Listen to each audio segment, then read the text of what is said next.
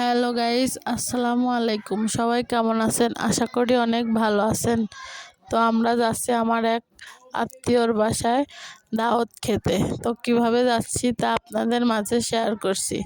Nahid Hasan KP Facebook পেজটি follow দিন এবং আমাদের সাথেই থাকুন। আপনাদের দোয়ায় আমরা অনেক ভালো আছি। তো আমার আত্মীয়র বাসা হচ্ছে চর এলাকায়, গ্রাম বলতে পারেন। এই যে আপনাদের ভাইয়া চলে যাচ্ছে, দুই পাশ দিয়ে ধানের ক্ষেত, তার মাঝে দুই পাশে নদী এবং মাঝখান দিয়ে রাস্তা, এই যে মাটির রাস্তা, এবং এ পাশে অনেক হাঁস নদীতে। আর এক দেখুন হাঁস কত সুন্দর নদী পানিতে ডুব পারছে। এই যে চড়াট বিছানো, এই রাস্তা দিয়েই অনেক মানুষ যাতায়াত করে, যেমন এপার থেকে ওপার যায়, ওপার থেকে ওপার যায়।